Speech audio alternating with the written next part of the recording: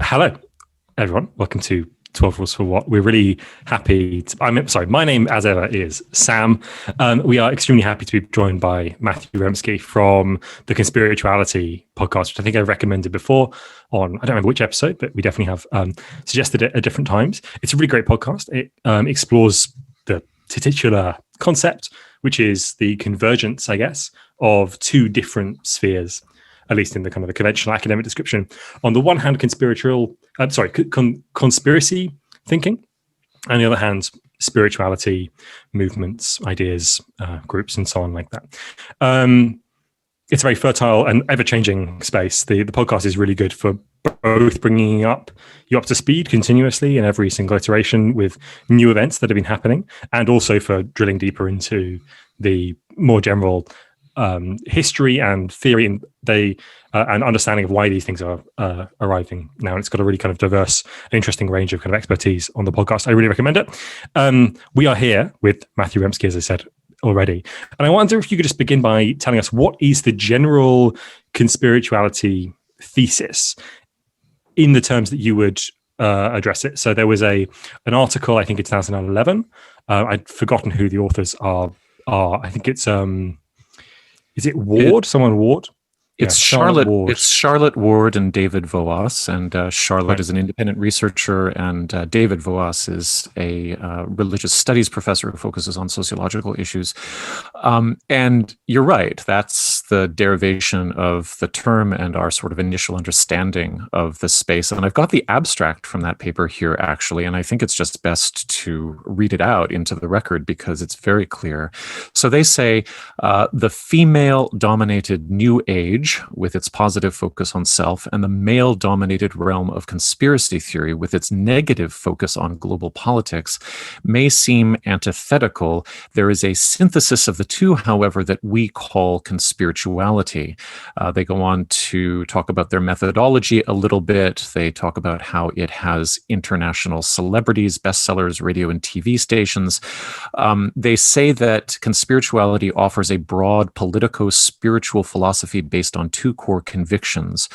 The first is traditional to conspiracy theory, and the second is rooted in the New Age. So firstly, there is the belief that a secret group covertly controls or is trying to control the political and social order. And two, humanity is undergoing a paradigm shift in consciousness. And so proponents believe that the best strategy for dealing with the threat of a totalitarian new world order is to act in accordance with an awakened new paradigm worldview. One of the things that they say in the essay is that this kind of two-pronged approach allows people to modulate or mitigate their political cynicism with a kind of hope for salvation. So that's the derivation. That's where that's the derivation. How would you say that the I guess probably too kind of nuanced and complicated to summarize, but how do you think that your project, the Conspirituality podcast, has taken or extended that thesis, or I guess nuanced it in various ways? That's obviously a very broad question, but but it's a good question, because I think anybody writing about this in 2011 could not have possibly predicted the acceleration and thickening of the online aspects of this culture.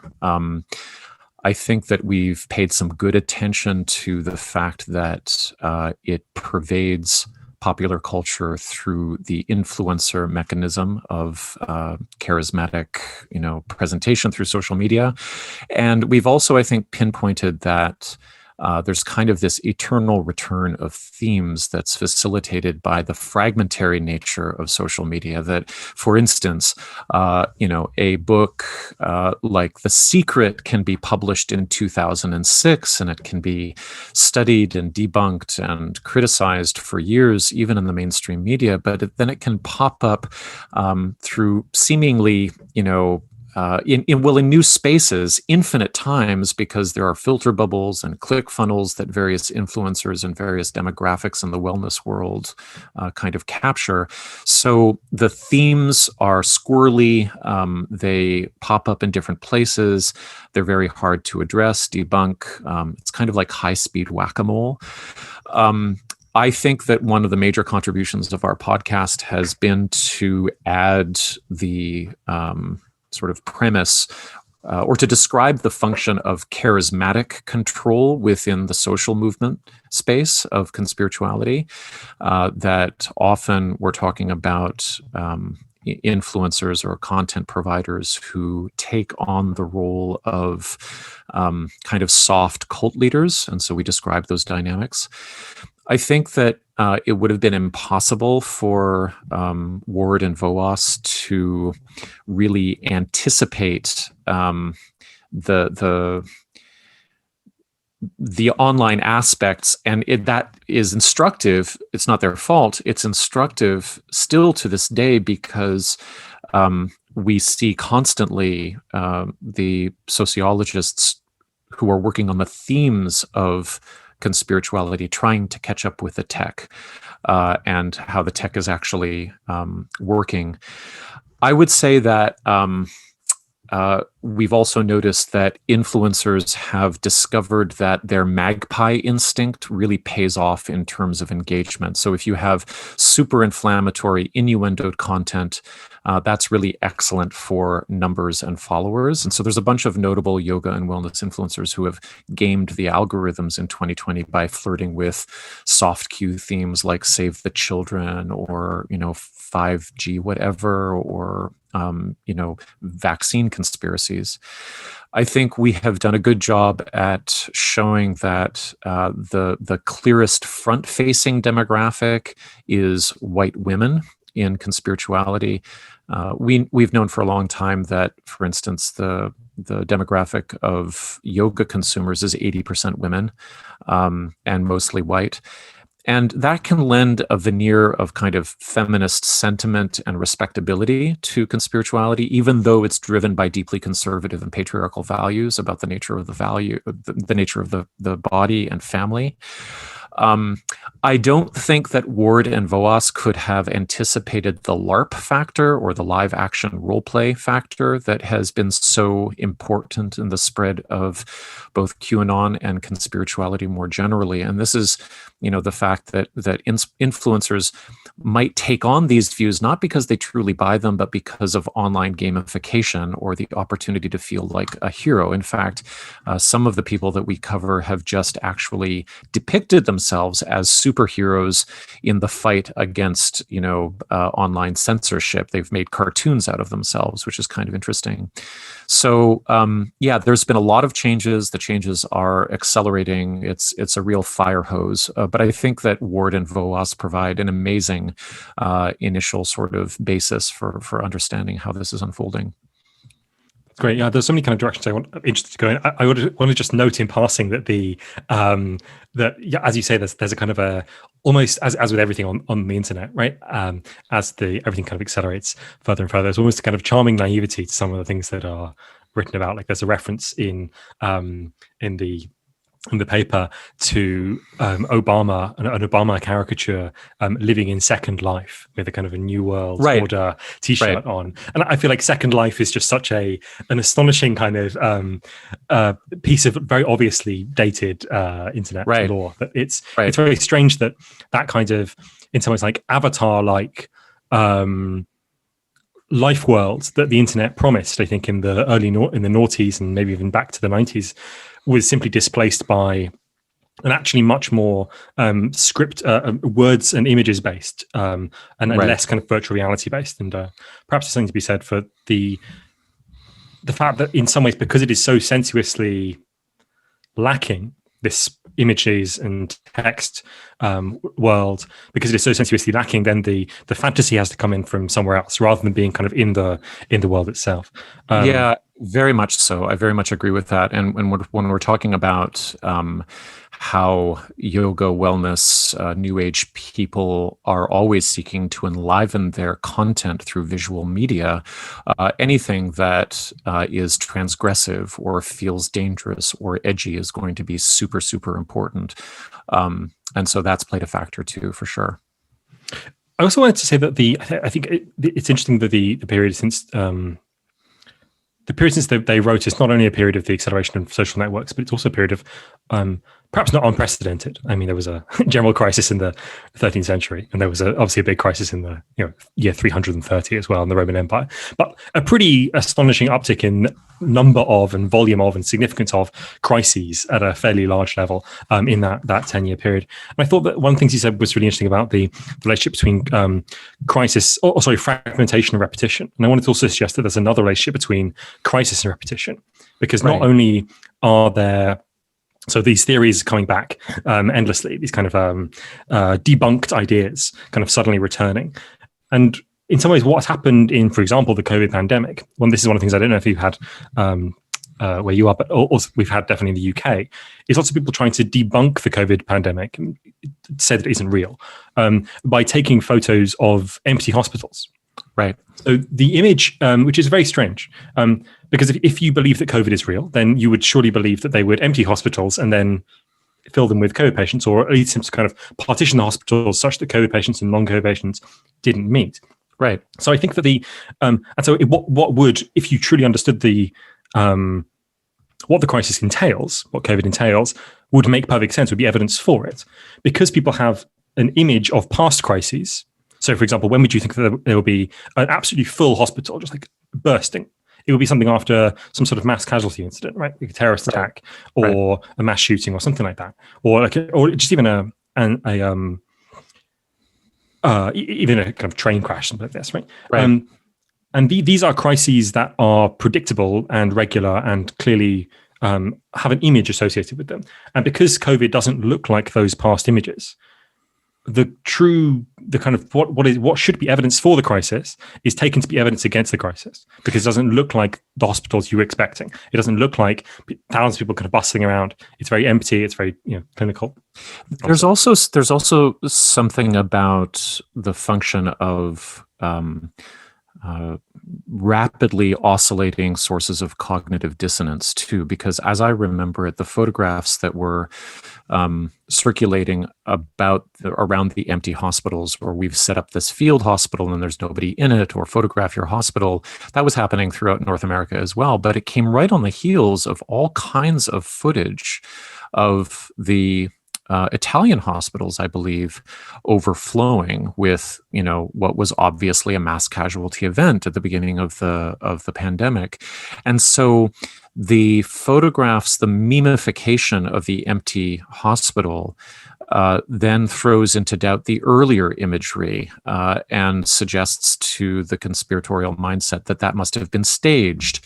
But there's something about the juxtaposition of the images in a flattened space that makes a sort of like easiest but laziest intellectual leap attractive, right? Well, the hospitals are empty. That must mean that those earlier images were faked, instead of the hospitals are empty because the administrators are preparing for the disaster scene in Italy. So there's a speed of cognitive dissonance that I think characterizes the memification of the news cycle, and that's been mobilized very effectively by conspiritualists for sure. What do you think is the relative appeal of images of order or disorder to the conspiritualist mind? On the far right, there's been a very kind of interesting transformation. Very obviously, fascism in its classical period, its kind of 1920s, 1930s period, was attracted to images of order very clearly. Whereas now I think what is most easily propelled through image networks, so through Instagram and so on, and through Twitter, and WhatsApp, of course, is images of disorder. And this is really quite a reversal of the way in which images used to be deployed, I guess. And I'm just kind of wondering, images of harmony, images of beauty, images of chaos, images of violence, how did these different kinds of images play out in the conspiritualist movement?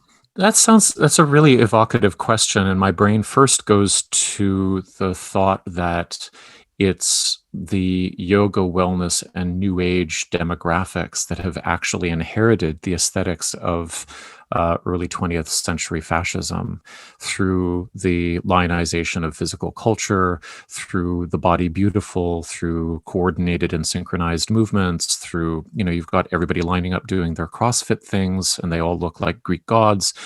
And so that there's a continuity there that maybe allows for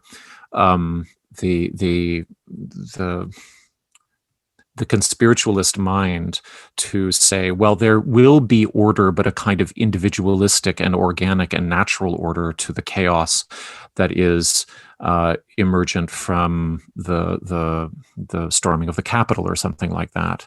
I think we should also remember too that within New Age spirituality, the notion of the critical or painful transformative event is key to the notion of salvation.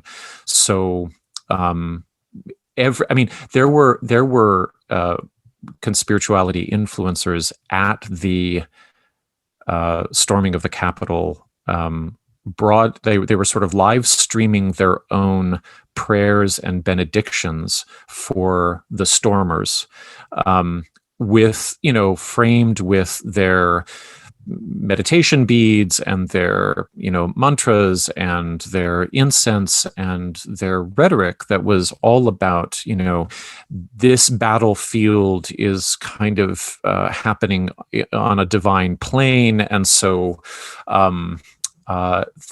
we understand that the truth is being revealed, and it's going to be messy, but it's coming. There's a way in which conspirituality actually lends a kind of hopeful aesthetic outcome to the nihilistic chaos that is visualized by QAnon. So yeah, that's where I go first. Is that it's not that the Leni Riefenstahl aesthetics of Berlin, the Berlin Olympics have gone away. That's been naturalized and commodified into wellness culture, so that not everything on the right looks like the Proud Boys or the Boogaloo Boys in their dumb shirts. That's a right. No, sure, yeah, that's really good. Or looks like the kind of the even more extreme groups, the kind of the terror wave groups. I wanted to kind of skip ahead in the kind of questions I sent to you. Talk about demographics. You mentioned women being kind of the main demographic, or particularly white women being the main demographic of yoga in North America, I guess. Probably not globally, but North America at least. That's obviously in some ways very different from the demographic that is normally attracted to the far right. And I was wondering if you thought, is it true that there is a kind of an absence of like young men in the conspirituality milieu? Are these actually such opposed demographics, or do you think there is the point of convergence, or what do you think? Well, I think there are points of convergence generally between the two worlds that, we have in Ward and Voas's framing. We have, female, New Age oriented spiritualists, and then male, global politics oriented conspiracists. And I think that, the crossovers are really mind bending, actually. We have Alex Jones, who sells health supplements and New Age cures. We have the New Age comedian and COVID denier J.P. Sears, who's doing military tactical training. Marjorie Taylor Greene is a CrossFit queen who says that her weird chin-ups will protect her from COVID. So the worlds are really blended together. And I think they're a lot closer than we know, insofar as the yoga and spirituality worlds of global capitalism actually have their roots in 19th century nationalism movements that were really obsessed about the pure connections between homelands and their peoples. So I wrote about that history a little bit, and I in my notes here I've got a key paragraph from that, which just reads: Nazis loved yoga, not for its therapeutic value, not because they wanted world peace, not because they wanted to chill out, but for them, yoga was an occult tour for purifying and exalting the individual body as a microcosm of the nation that would ultimately triumph over a conspiracy of child-abusing Jews and impure invaders. So Nazis cherry-picked the hawkish themes out of Indo-Tibetan yoga, fantasizing about becoming invulnerable in body and spirit. Himmler carried around a copy of the Bhagavad Gita, and he conceived of the SS as a yogic monastic order. And then a whole generation of German Indologists brought Sanskrit tomes back to the fatherland, and they meditated on the ancient Vedic hymns to the elements. So, and then Hitler, of course, was a vegetarian and nature cure fanatic. With regard to, are there young men involved? Yeah, there are. There aren't as many, but there are some key ones. And, they've if we go right to the center of QAnon, they're all there lined up in a row. And they all associate, or many of them associate their fascinations with esotericism or various ecstatic experiences. Like Frederick Brennan, who designed 8chan, said that he did it after a psychedelic trip. There's a guy named Champ Perinia who drew out the Q map, who also attributed his visualization of the world of conspiracies to psychedelics. In Hoback's documentary, which just aired on HBO here in North America, you can see a kind of spiritual yearning used out of all of the Q-tubing bros. They found something Zen, they found something mystical. It seems like they're turned on by poetry for perhaps the first time in their lives. And also, one intersecting demographic is with all of the bro culture that came out of the men's rights movements, where there's a fascination with sacred masculinity. There was a podcast where Christiane Northrup went on to Andrew Wakefield's show. He's the anti-vax fraudster. And it was on Mother's Day, and she praised him for being a sacred guardian of women. And that kind of shit can be really magnetic for otherwise non-spiritually inclined men. And then there's also an intersection with ecstatic evangelism, or men, especially in North America, who have some cultural memory of spirit possession, speaking in tongues. These are all like very plausible release valves for the pain of, middle-aged displacement. We understand that right-wing recruitment comes from this kind of depression regarding the loss of social status. Well, imagine if Walter in Breaking Bad decided to, monetize supplements or Q drops instead of cooking meth. I think that's kind of what we're looking at. There will be a Q drop NFT. That's right. You're right. Exactly. Soon, maybe. Yeah, we should just I should probably mention that Frederick Brennan is, although he did design 8chan, is not involved with QAnon. No. In fact, he's actually one of the main whistleblowers. In fact, if not the main whistleblower. And props to him, because he's had a wild journey and he's been through an incredible amount. And everybody should be very grateful to Frederick Brennan for what he was able to do eventually. Yes. As in the far right, I'm kind of consistent with the demographic question. In the far right, the younger people tend to be more radical, and they also tend to have more coherent beliefs. And I wanted to go back to this kind of thing you were talking about earlier, which was the relationship between sensuousness and images. And particularly on the internet, very often, one of the kind of driving cause of far right politics for young men is a resistance to or an objection to what they see as the kind of domination of pornography over their lives. So porn is probably the most obviously sensuous kind of imagery when it's available on the internet.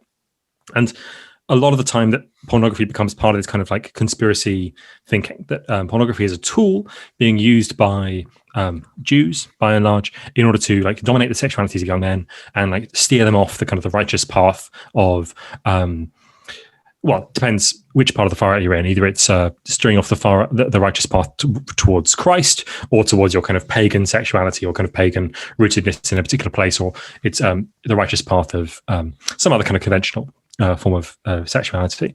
And I wanted to see if there was a kind of connection there between the organized far right and conspirituality movements, in that there is the same kind of mastery through abstention that operates in these conspirationist communities.